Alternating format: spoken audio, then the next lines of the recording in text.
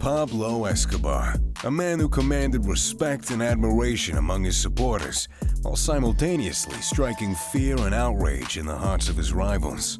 Love him or hate him, he certainly left his mark in both Colombia and the United States. But how much do you really know about the richest drug lord in history? I ain't just talking about facts you might have learned by watching Narcos either. Here are some of the more mind-boggling things you may not already know about the king of cocaine. Number 10. Rags to riches by any means. Mr. Escobar may have gotten a taste for the finer things in life when he started to make the big bucks, but his start was far from luxurious. You see, when Pablo was born, it was during a civil war in Colombia called La Violencia. You don't need to be fluent in Spanish to understand what that means. A 10-year war between conservatives and liberals left 200,000 people dead, and many survivors were plunged into poverty. To make things harder, Pablo was the third of 7 children in his family, meaning that there were a lot of mouths to feed, but not much food to feed them with. Pablo's brother, Roberto Escobar, recalled that his brother was a thinker and the quiet child of the family. One of Pablo's early money-making schemes involved robbing tombstones, scratching off the names of the deceased and reselling them. Turns out there's not a huge market for secondhand gravestones though, so inevitably the drugs took over as Escobar's main product. Number 9. A major supplier. Pablo's new line of business had plenty of repeat customers, the majority of whom lived in the United States and were willing to pay a premium for his addictive goods. Demand for cocaine surpassed the demand for coffee, and the Medellin cartel was smuggling up to 15 tons of it into the States every day. Escobar would pay inspectors and border guards to look the other way, lest they choose the wrong option when confronted with Pablo's famous phrase, plata o plomo, which roughly translates to, take my silver, but take my lead. Let's just say anyone who held up Escobar's supply line swiftly disappeared. Experts say that 80% of America's cocaine was at one point supplied by Escobar's cartel, and his supply line consisted of 142 planes, 20 helicopters, 32 yachts, and 141 homes and office buildings. Number 8. Pilot paydays. Of course, even with most people looking the other way, Escobar needed people who were willing to fly his product to the United States and take the risk of getting caught. The man himself actually accompanied his first few deliveries as far as Panama, but soon gathered a few trusted pilots who would fly all the way to the U.S. on his behalf.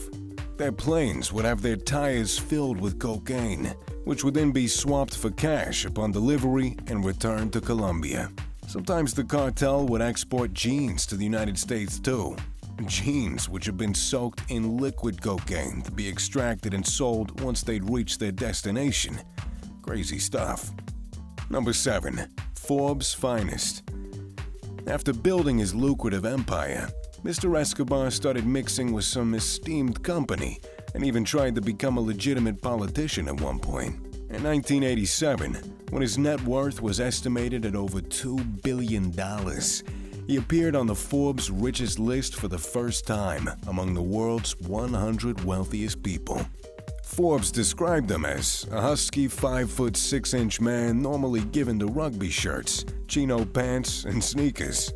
They also called him a prime example of Colombian paisa, an aggressive, unsentimental country hustler.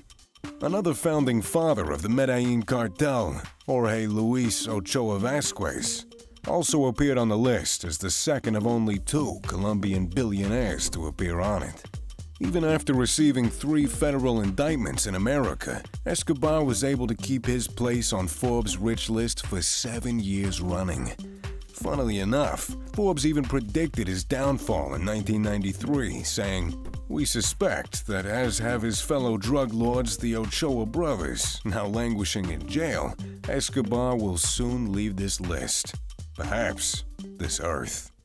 Number 6. A home for hippos. Remnants of Escobar's legacy can still be found in the country today, but I bet you didn't think one of them would be a group of wild hippopotami. That's right, The cartel boss had his very own zoo within his 5,000-acre estate, known as the Hacienda Nápoles. It contained plenty of exotic animals, including antelope, ostriches, elephants, giraffes, and hippos. When Escobar was taken out, many of the animals were given a new home. But 24 hippos escaped and started breeding down the river. Dubbed the cocaine hippos, they're now the largest group of wild hippos outside of Africa and have even been featured on National Geographic. Get a load of that. Number 5. An expensive rat problem. Hey, we all lose money from time to time, but when you're stockpiling mountains of cold hard cash like the Medellin cartel was, it creates a unique problem. According to Pablo's brother/accountant Roberto, Pablo was earning so much that each year he would write off 10% of the money because the rats would eat it in storage, or it would be damaged by water or even lost. That means rats were literally eating through millions, if not billions of dollars. Pablo placed a lot of trust in his brother Eduardo to manage his finances, but ultimately it was Eduardo who ended up being the biggest rat of all. As stated by Pablo's son, Sebastian, in his book called Pablo Escobar, My Father, quote, "My uncle Roberto Escobar, the official informant of the DEA, actively contributed to delivering him to his enemies." Number 4. Burning bucks to stay warm. Pablo Escobar wasn't a miser. He splashed the cash and paid both his employees and potential enemies very well. He was also a devoted family man, well, for the most part, and cherished his inner circle above anything else, including money. When he and his family were on the run and were holed up at a hideout in the mountains, Escobar's younger sister Manuela became ill with hypothermia. According to Pablo's son, the drug lord took 2 sacks filled with approximately $2 million in cash and made a bonfire out of them to keep his family warm. Almost brings a tear to your eye. Mind you, he did also blindfold his family while traveling between locations so that they couldn't tell the police where he was hiding if any of them were captured. Escobar was kinda paranoid at this point. Another one of his famous sayings was, "Better a grave in Colombia than a cell in the United States." Number 3. Essential office supplies. Any decent businessman has to factor in expenses, travel costs, advertising, office supplies, you know, the works. To give you an idea of just how much money the Medellin cartel was making, they would spend about $2,500 a month on rubber bands alone, just to hold the huge amounts of cash they were dealing with. I mean, the average monthly wage in Colombia in 2020 is only around $1,350. It's no wonder then that many Colombians worshipped Escobar as kind of a Robin Hood figure. Even a small fraction of the money he brought in was enough to help build neighborhoods, homes, schools, even hospitals. He also funded Medellin's soccer team, Atlético Nacional. And upon hearing the news of Escobar's death, 20,000 residents gathered at his local cemetery to pay their respects. Number 2. Personalized prison. When tensions between Escobar and the Colombian government was at a boiling point, rather than risking extradition to the United States and a likely lifetime behind bars, Pablo used his power to negotiate his own surrender and worked out a jail term of just 5 years. Hey, but that's not all. He only agreed to serve his time if he could build his own prison, staffed by his own guards and overlooking his family home. I mean, the cheek of this guy. You gotta love it. Despite literally thousands of deaths attributed to the drug lord and his cartel, as well as the obvious trafficking charges and many other crimes, Escobar had evaded the authorities on numerous occasions and was causing havoc in the country. The government gave in to his requests, and the prison was built to Escobar's specifications. As you'd expect, he made it a haven for himself.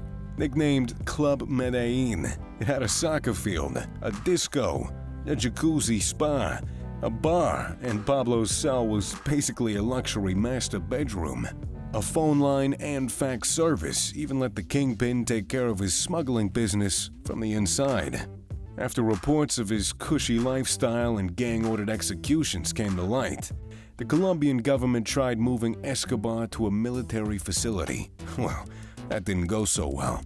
A shootout during the transfer allowed Pablo and his men to escape through the mountains and go on the run once more. Number 1. Buried treasure. Now obviously, Pablo's net worth was pretty huge. It was estimated to be around $30 billion at one point. But the truth is that nobody knows for sure just how much he really earned. A lot of the money he made is still unaccounted for, and the DEA reckon there could be as much as $1.3 billion still buried somewhere on Colombian soil. I mean, the country's own government have already found more than $100 million worth of guns, gold, jewels, and straight-up barrels of cash that were buried by Escobar and his associates.